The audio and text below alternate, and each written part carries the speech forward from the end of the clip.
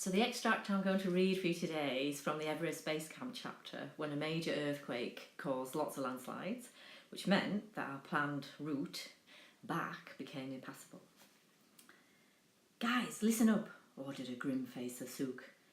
"We have no option but to walk across this cliff edge. You must go very slowly and tread very carefully." Holy shit, this wasn't mentioned in the brochure. I joked to fireman Neil, who agreed. "An added bonus with no extra cost. You can't get more off the beaten track than this," replied Neil. Both of us tried to make light of a very serious situation. In line again, we set off.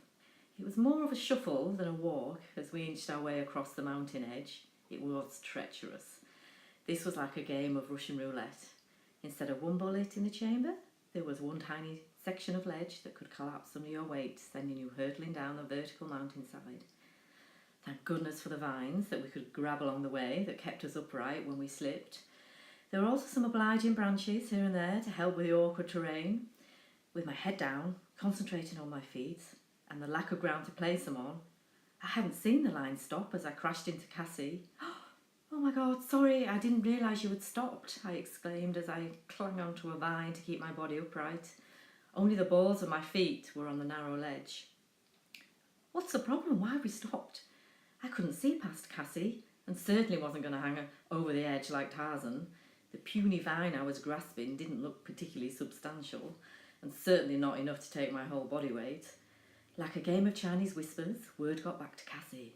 "There's a big gap. There's nothing to walk on," reported Cassie. Good grief, what were we to do now?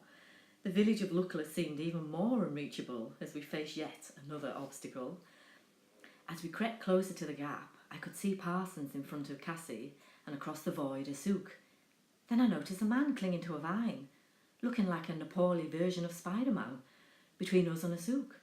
How on earth could he grasp a vine and stick his feet to the foliage? Where had he come from? What was his name? Perhaps my glow-in-the-dark Jesus had sent him to us.